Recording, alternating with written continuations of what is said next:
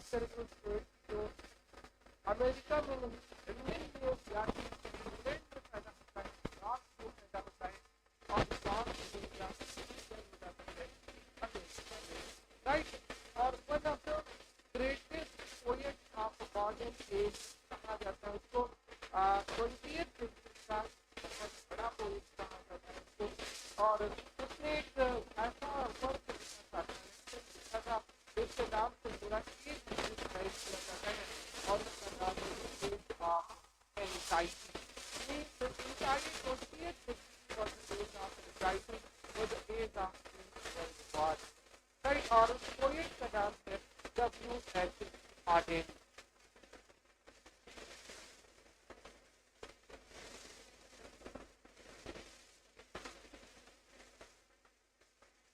W.H. Auden नाम है इस पोएट का, जिसकी आज आपको जो है हमको बात करना है, जिसकी आज हमारी आपको W.H. Auden। पूरा नाम W.H. Auden का था Winston Hughes Auden, right? Winston Hughes Auden was the full name of W.H. Auden।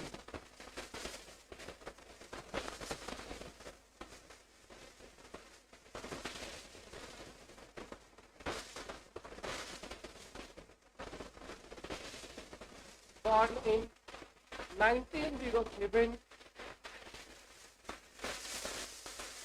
and died in 1974, 1907, 1974 and not 1974 exactly, but 1970.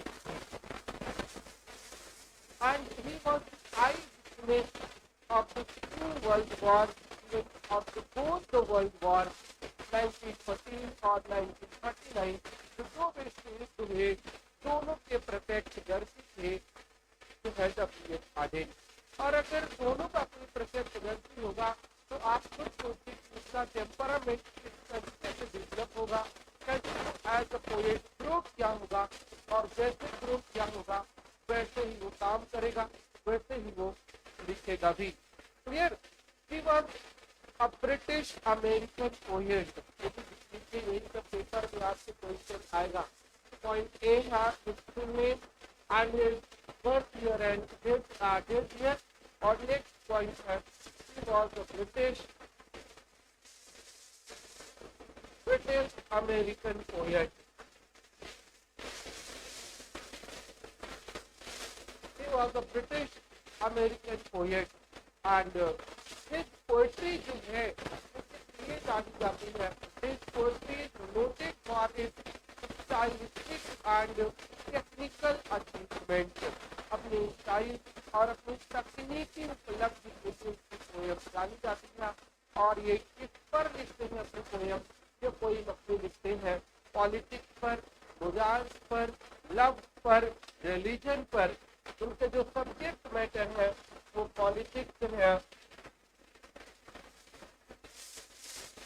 Love है, रिलीजन है, पॉलिटिक्स, लव, रिलीजन, मोरल, ये इनके content है, ये फील्ड है जहाँ पे ये काम करते हैं। और सम ऑफ हिज बेस्ट पोएम्स जो है वो लव पोएम्स हैं।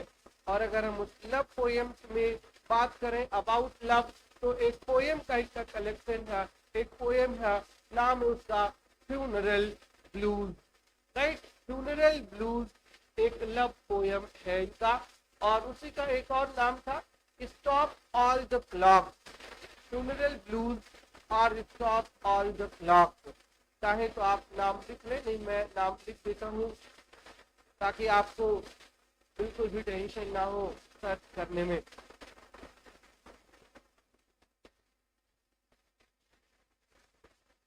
ये पोएम है इनकी फ्यूनरल ब्लूज। और फ्यूनरल ब्लूज का हमने आपको एक और नाम बताया, और वो कौन सा नाम है फ्यूनरल ब्लूज का? वो नाम है stop all the clocks. Stop all the clocks.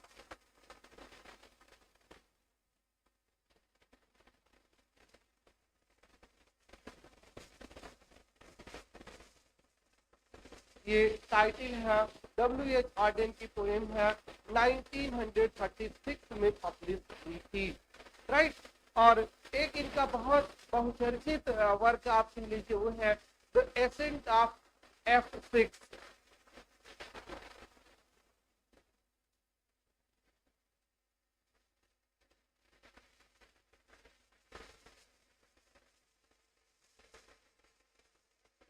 The ascent of F6, right. ये भी एक इनका जो है वर्क है। इस दो वर्क के आगे हम अगर बढ़े तो नेक्स्ट वर्क जो इनका आएगा फ्यूनरल ब्लूज के बाद, राइट।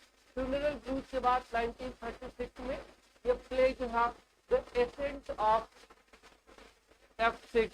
एसेंट ऑफ F6 एक ड्रामा है, और पॉलिटिकल पोएम में देखें और या सोशल थीम्स पर देखें तो इनकी एक पोएम है जिसका नाम है सितंबर 1, 1939।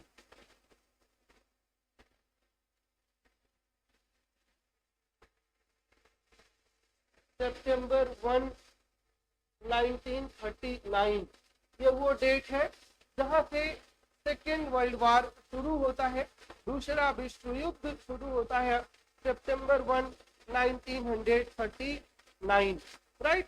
सितंबर 1, 1939। और उसके बाद एक पोएम है, नाम है the shield of Achilles.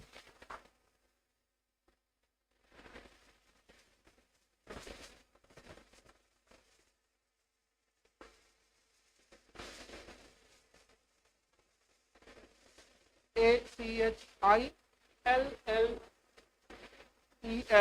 The shield of Achilles 1952 में पब्लिश हुई थी, and the title of a collection of poems by Auden in 1955. It is Auden's response to the detailed descriptions, right, of the shield borne by the hero Achilles in Homer's epic poem Iliad, right। ये उनका response है, right, जो बिल्कुल political theme पर है। अगर हम psychological theme पर बात करें तो इनकी जो सबसे इंपॉर्टेंट पोएम है वो है द एज ऑफ एंजाइटी, जिसको हमने बताया, जिससे पूरा 20th सेंचुरी ही डिस्क्राइब किया जाता है, the age of anxiety. The age of anxiety. Religious पर अगर हम बात करें, ऑन रिलीजियस थीम्स, तो इनकी पोएम्स हैं for the time being, for the time being.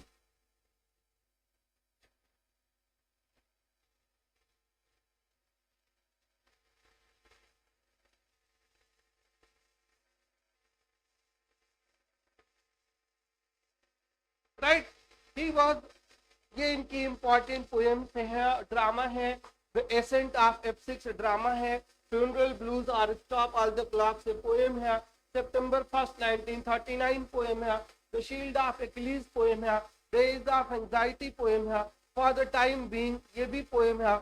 इसके अलावा भी बहुत पोएम्स हैं, इतनी ही नहीं है, but these are the important poems जिनके नेम्स हमने यहाँ पर लिखे हैं। He was born in Yorkshire and grew up in and near Birmingham, right, in a professional middle class family। और उसके बाद जो है उनकी एजुकेशन की बात करें तो ही अटेंडेड वेरियस इंडिपेंडेंट और public schools, right, and studied English at Christ church Oxford university का कॉलेज था, वहां से इन्होंने पढ़ाई की। और उसके बाद कुछ दिन इन्होंने बर्लिन में बिताए 1928-29 में। और उसके बाद जो है ही स्पेंट 5 years 1930 से लेकर के 1935 तक टीचर के रूप में इन्होंने जो है प्राइमरी या प्रीपरेटरी स्कूल में ये पढ़ाते थे। और उसके बाद वो आइसलैंड चले गए और फिर चाइना चले गए to write books about his journeys. उसके बाद 1939 में उन्होंने क्या किया, जब वर्ल्ड वॉर 2 शुरू होता है तो he moved to the United States, America चले गए and became an American citizen in 1946। 1946 में अमेरिकन सिटीजन बन गए, बट इन्होंने अपनी ब्रिटिश नागरिकता नहीं खोई। 1941 से लेकर के 1945 तक ये अमेरिका के अलग अलग यूनिवर्सिटीज में पढ़ाते रहे और उसके बाद इनको प्रोफेसरशिप भी मिल गई 1950 के दशक में। 1947 से लेकर के 1957 तक ये अपनी गर्मियां जो है अलग और सर्दियां अलग बिताते थे। जैसे कि विंटर का सीजन जो होता था ये यॉर्क में बिताते थे और जो समर का सीजन होता था ये एशिया में बिताते थे। 1958 से लेकर के और अपनी लाइफ के एंड तक ये विंटर में न्यूयॉर्क में रहते थे और समर में जो ये लोअर ऑस्ट्रिया चले जाते थे वहां अपना समय बिताते थे।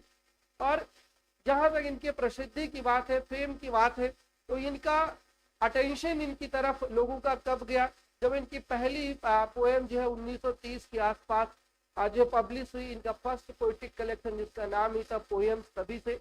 और उसके बाद 1932 में इनका एक और कलेक्शन आता है जिसका नाम होता है ओरेटर्स, द ओरेटर्स। और उसके बाद 3 प्लेज इन्होंने लिखे जो है क्रिस्टोफर आइशरवुड के कोलेबोरेशन में, राइट। और उसके बाद लॉन्ग पोएम आती है for the time being, right. फिर the sea and the mirror जो रिलीजियस थीम्स पर होती है। और उसके बाद जो दूसरा और सबसे इम्पोर्टेंट पॉइंट ये है कि 1947 में इनको पुलित्जर प्राइज फॉर पोएट्री मिला था। इनके किस वर्क के लिए? For his long poem the age of anxiety, right. Age of anxiety इनकी एक लॉन्ग पोएम थी और इसके लिए इनको पुलित्जर प्राइज फॉर पोएट्री का अवार्ड भी मिला था, अवार्ड दिया गया था। पुलित्जर प्राइज अमेरिका के द्वारा दिया जाने वाला एक पुरस्कार है जो पत्रकारिता के क्षेत्र में, पोएट्री के क्षेत्र में, नाटक के क्षेत्र में, राइट, अलग अलग कई क्षेत्रों में मिलता है। तो ये जब क्वेश्चन आएगा कि for which work W.H. Auden was awarded the Pulitzer Prize for Poetry,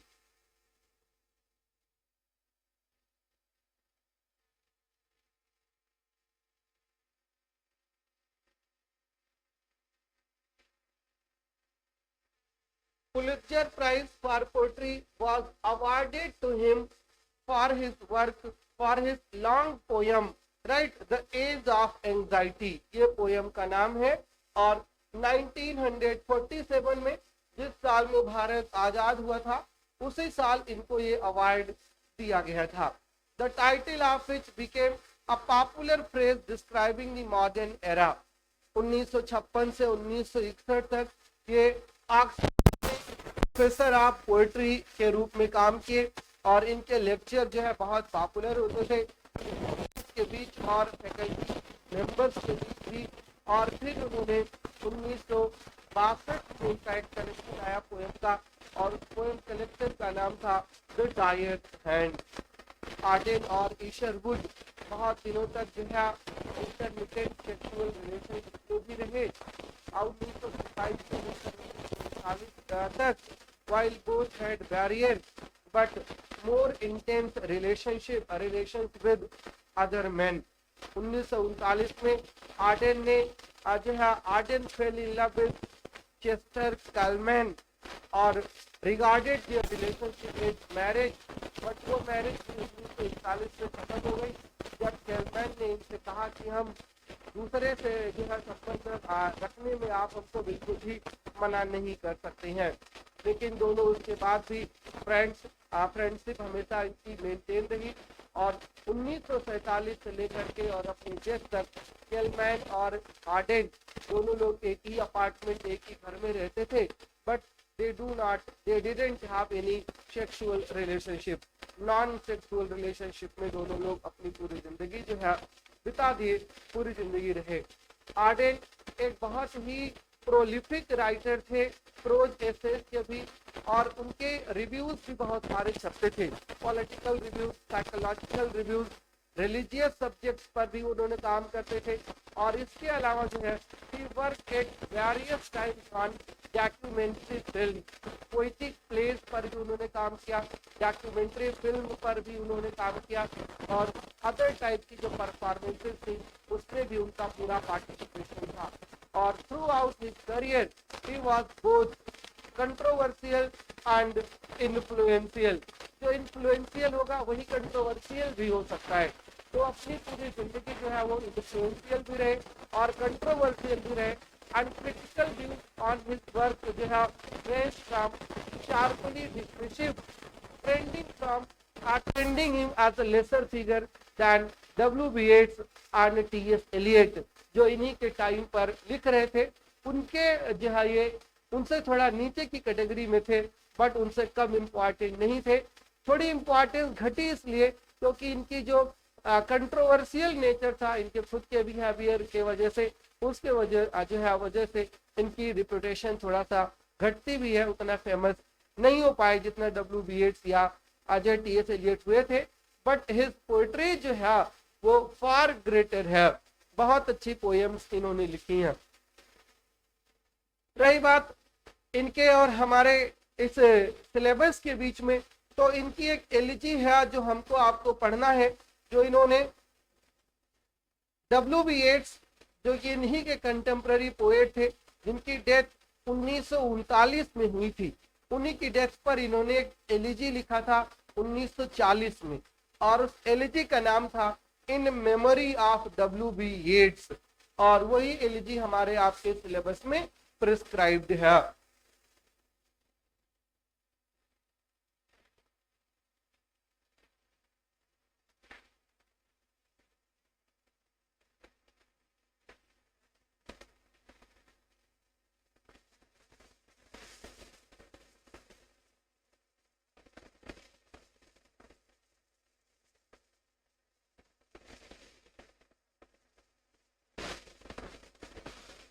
in memory of W.B. Yeats।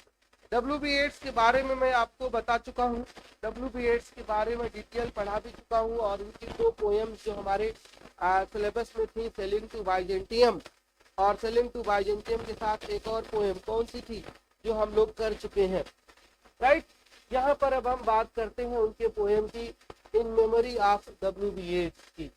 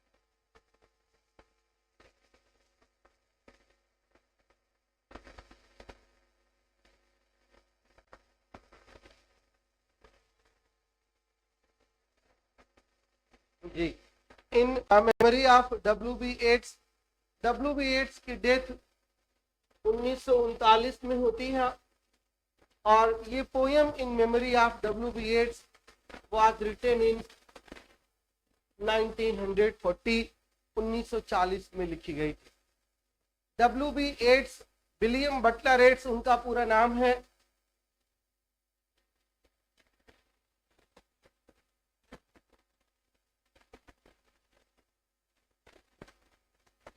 W.B. Yeats died in 1939,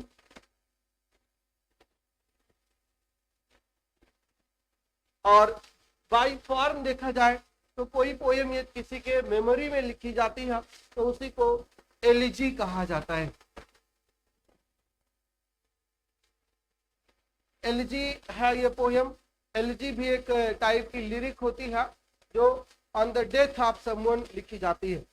W.B. Yeats died in winter 1939, और पोएम की हम अगर समरी की बात करें तो इस पोएम में उन्होंने क्या बात किया है, तो यहीं से शुरू है। W.B. Yeats died in 1939 in winter, और उस समय जो मौसम था, सर्दी उनके यहाँ पर बहुत पड़ती है, तो जो ब्रूक्स थे, द ब्रूक्स वर फ्रोजन, पूरी तरीके से जमे हुए थे, और एयरपोर्ट्स जो है वो पूरी तरीके से खाली पड़े हुए थे। मैं पोएट्री के समरी की बात कर रहा हूँ। पूरी पोयम 3 सेक्शन में जो है डिवाइड है, राइट। पहले सेक्शन में ये है कि ब्रूक्स वर फ्रोजन, एयरपोर्ट्स वर डिसर्टेड, और जो स्टेचूज बड़े बड़े नेताओं के, बड़े बड़े फ्रीडम फाइटर्स के या फिलोसफर्स के लगे होते हैं, वो पूरी तरीके से स्नो से, बर्फ से पूरी तरीके से कवर्ड थे। और जो थर्मामीटर है और जो दूसरे इंस्ट्रूमेंट्स हैं जिनसे टेम्परेचर नापा जाता है, तो the thermometer and other instruments told us the day he died, जिस दिन वो मरे तो बताते हैं कि it was a dark cold day, बहुत अंधेरा था और बहुत ही सर्दी का दिन था जिस दिन उनकी डेथ हुई है। नेचर तो अपना काम करता है, नेचर तो कभी रुकता नहीं है। While nature followed its course elsewhere, nature अपना काम करता है, अपना कोर्स फॉलो करता है। जो मॉर्नर्स हैं, जो दुखी लोग हैं, जो रोने वाले लोग हैं, विलाप करने वाले लोग हैं, जो on the death of their beloved poet mourn करते हैं, मॉर्नर्स क्या काम करते हैं, they kept his poems alive, right, without letting the poet's death interfere. Poet की डेथ हो गई है, कोई बात नहीं, उसने जो काम किया है, उसकी जो पोएट्री है वो अभी भी अलाइव है और वो हमेशा अलाइव रहेगी। पोएट मरा है, उसकी पोएट्री अमर रहेगी।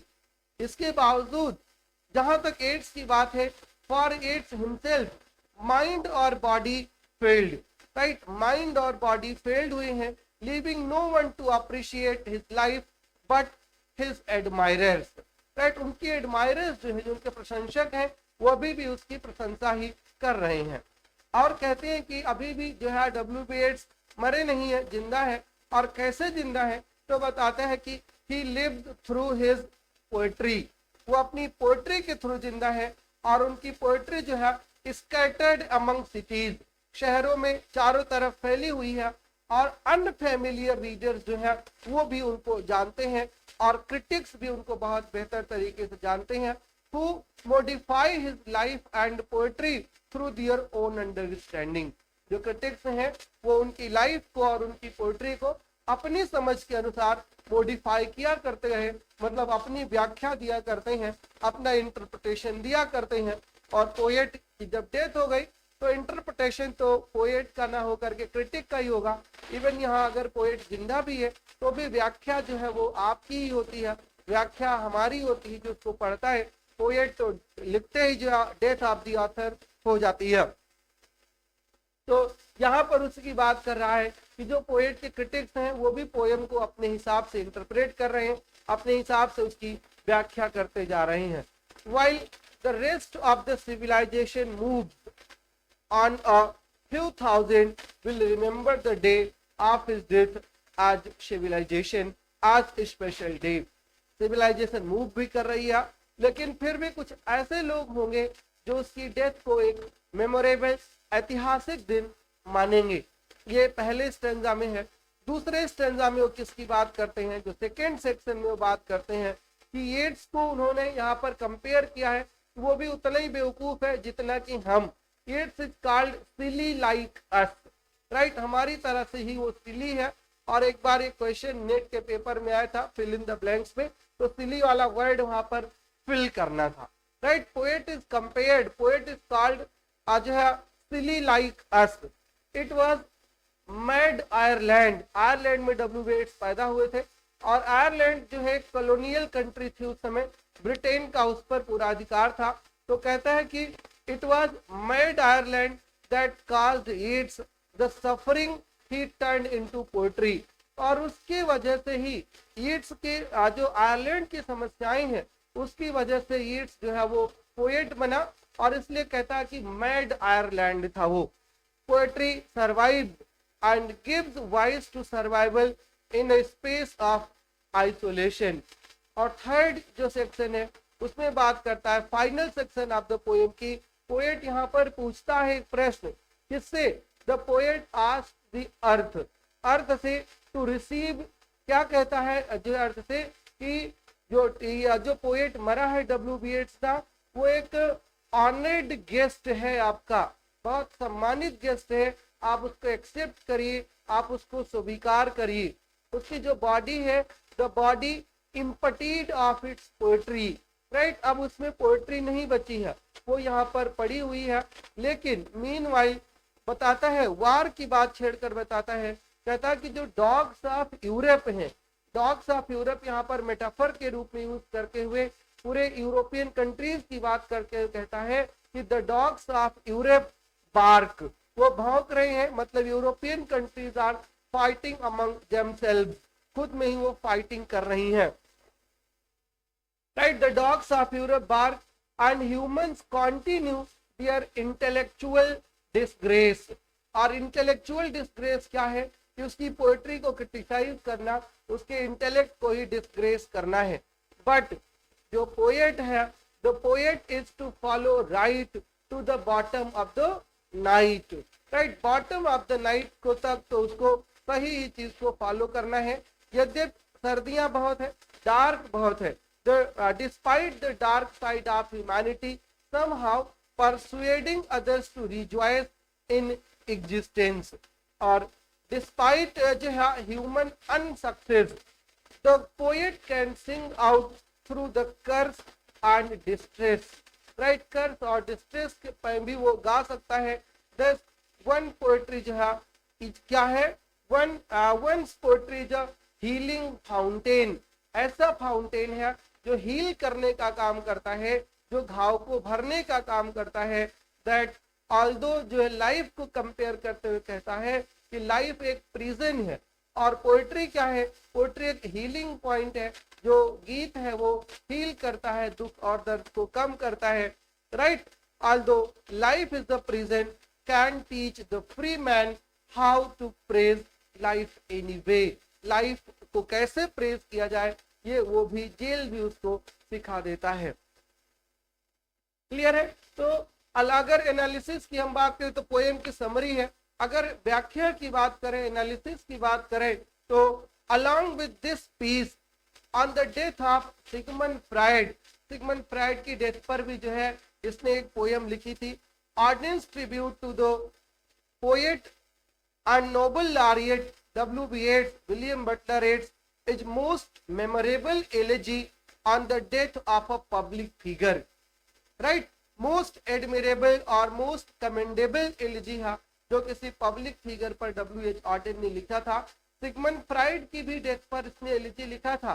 Sigmund Freud was a well known psychologist, psycho analyst, और सिगमंड फ्राइड की एक बुक का नाम आप भी जानते होंगे, बुक थी the interpretation of dreams, right. और सिगमंड फ्राइड ने ही इड, ईगो और सुपर ईगो की थ्योरी दी थी। माइंड को उसी ने 3 पार्ट में डिवाइड किया था और कहा था कि माइंड काम कैसे करता है, राइट। तो दिस वाज द ईयर, और वही ईयर है जिस साल वो उसकी डेथ होती है। It commemorates the death of the poet, right, in 1939, a very crucial critical year for Odean personally, right. तो क्यों पर्सनली है, उसके लिए पर्सनली, और फॉर द वर्ल्ड पर्सनली इसलिए क्योंकि उसी साल वो अमेरिका शिफ्ट होता है, और दुनिया के लिए इसलिए क्योंकि उसी साल वर्ल्ड वॉर 2 शुरू होता है, बिगिन होता है। येट्स 1856 में आयरलैंड में पैदा हुए थे और embraced poetry in the very early of his life. He never abandoned the traditional verse format of English poetry. परंपरागत पोएट्री उन्होंने कभी छोड़ा नहीं, हमेशा लिखते रहे, but embraced some of the tenets of modernism. आधुनिकता के कुछ टेनेंट्स उन्होंने जरूर एम्ब्रेस किए अपनी लाइफ में, और वो भी कौन से, specially the modernism practiced by T.S. Eliot and Ezra Pound. He was poetically active, mystical, और यहाँ तक कि deeply pessimistic भी थे. But his work also evinces intense lyrical beauty and fervent exaltation in nature. He is easily considered one of the most important poets of the 20th century, and Auden recognized it at the time. The poem is organized into 3 sections and is a commentary on the nature of a great poet's art, और उसका role जो होता है, its role during a time of great calamity as well as the ordinary time of life struggles. पहले में क्या होता है कि mournful section जो है describes the coldness of death. Death के कोल्डनेस को डिस्क्राइब करता है. रिपीटिंग क्या रिपीट करता है कि the day of his death was a dark and cold day. The day of his death was a dark and cold day. The environment reflects the coldness of death. फिर बात करता है reverse की और Brooks की कि वो पूरी तरीके से फ्रोजन है और वो रन नहीं कर पा रहे हैं. मतलब जब पोएट की डेथ होती है तो अंधेरा छा जाता है और दूसरा दुनिया जो है एकाएक रुक जाती है, स्टॉप कर जाती है. Hardly anyone travels by the air, क्योंकि पूरे देश में जो है एक कंडोलेंस मनाया जा रहा है और उस कंडोलेंस की वजह से और सर्दियों की वजह से भी एयर रूट भी पूरी तरीके से बंद है.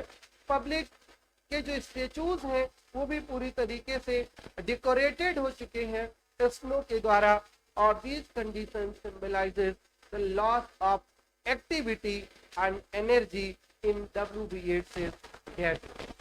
Eight the same time for away दूसरी जो कंपैरिजन करता है जो वुल्व्स है ना, wolves run and the peasant river flows outside the rest of the civilisation untempted by the fashionable craze.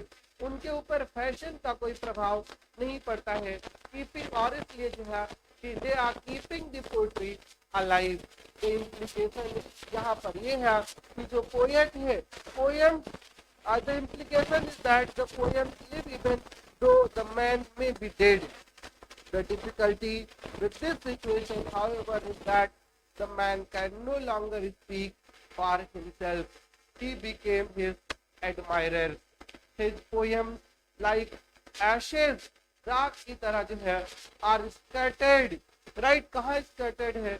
Everywhere. और हर आदमी जो है misinterpret कर रहा है. कौन?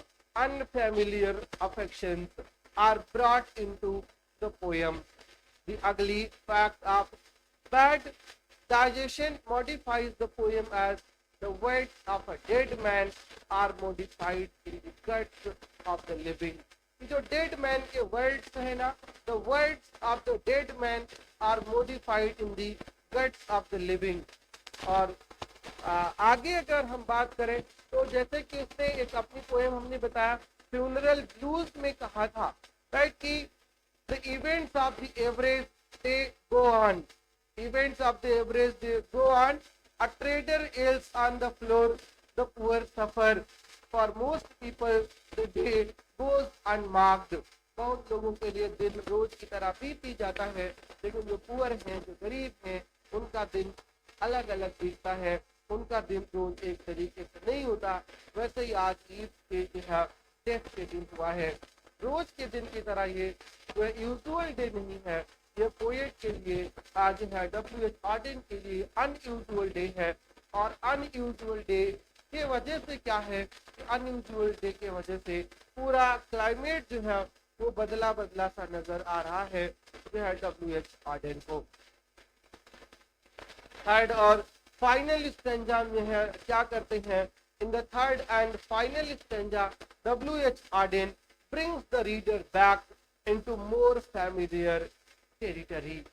और वो more familiar territory क्या है, with 6 stanzas of AABB verse, every line in 7 syllable trochaic verse. 3 trochaic क्या होता है, 3 long short feet followed by 7 stressed syllable. The body of it को कंपेयर करता है आयरिश वेसल से, राइट. आयरिश वेसल जमीन पर पड़ी हुई है, रेस्ट ऑन द ग्राउंड. जो वारिंग नेशंस है जिनको बोलता है यूरोपियन डॉग जो वार कर रहे हैं, the warring nations fight metaphorically. The dogs of Europe bark. People misinterpret his work. Intellectual disgrace की बात करता है, येट समहाउ उसकी जो पोएट्री है retains a place somewhere, right. The true poet, like it himself, will follow right to the bottom of the night, to the primordial humanity expressed in its poetry to that fundamental human freedom wherein uncontrasting voice can persuade us to rejoice in our existence. True enough, the human curse we have evoking the fall of man in Genesis remains, death awaits. This is all too true in a time of war.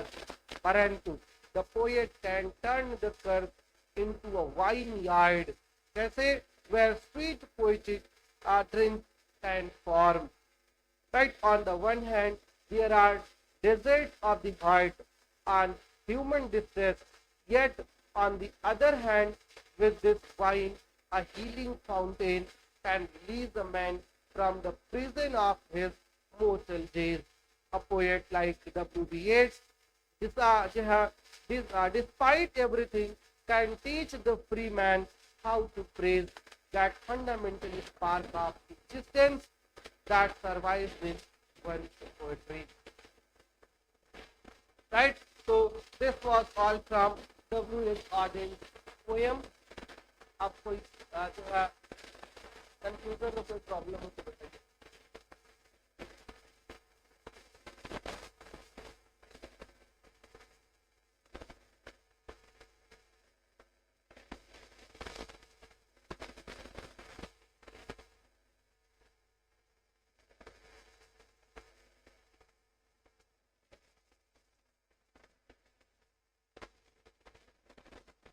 Any question, any problem?